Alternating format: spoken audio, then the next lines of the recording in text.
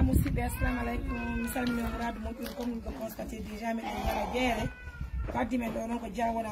Voilà, c'est une manière de vous montrer toujours l'image de cette maman que nous avons assistée dans les sous. En même temps, nous avons fait un village. Donc ce matin, nous disons un grand merci, bien sûr, à l'association des femmes guinéennes qui sont en Angola. Voilà, Sonnabe, association Sonnabe, association Sonnabe guinéenne, Angola. Haraï, Béadani, Nafaka, Fika Soma, et nous aussi à notre tour, nous avons pensé à cette maman aveugle qui malheureusement son mari est décédé, qui n'a pas fait d'enfant. Donc, Haraï, donc, on est comme je peux remender, on est comme. L'éloigne, s'il te plaît, vas-y. Voilà, Haraï, comme je peux remender, on est comme dans les bédous sous d'un site.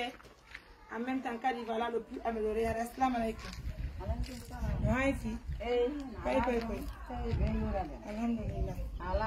Jam tu. Ara indo sa ko sukkar.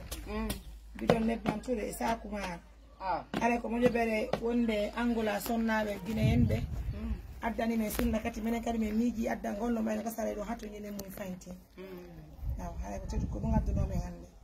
Jarama barka na barka ala wonni barka ko bo be hada barke Allah la yobbo e juriyaaji ni acida ha bo e jur barka na Allah wadi to ko hat yanna barka tender ka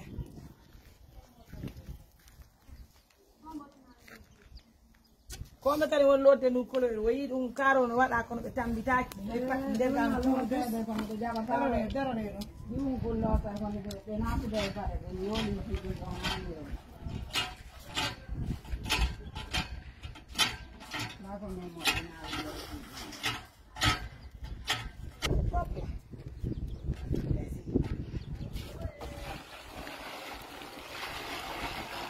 Alhamdulillah Rabbil Alamin, ça fait plaisir hein? Et nos pauvres. Merci à nos partenaires de confiance. Donc on dit partenaires de bien sûr Amérique. Bien Alhamdulillah aujourd'hui. Ça fait vraiment plaisir de vous montrer l'image.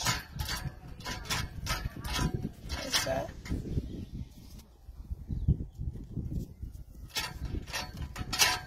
On s'en garde aujourd'hui encore. On t'a qui sur le monde de moi, ya?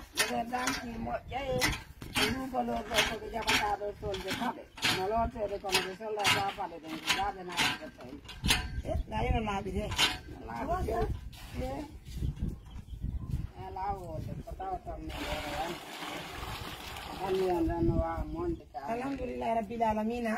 Merci à nos millions de partenaires. Dieu merci, ça fait plaisir. C'est le boulot de l'ONG Assistance Humanitaire d'Urgence, un peu amélioré. Et puis une maison pour cette maman aveugle. Aujourd'hui, nous avons pensé à elle aussi, grâce à nos partenaires depuis l'Angola. L'association des femmes guinéennes de l'Angola. Merci d'avoir pensé à nous. On va vous laisser et vous entretenir le colorant. L'automne d'eau. Jul baro ari nya India wo salligi juli no moƴƴi ma ɗum ñeeɗi ndiyawan jawo sa woni ɗaɗa no ndiyano laabi na mana o yeeɗaneɓe joni ar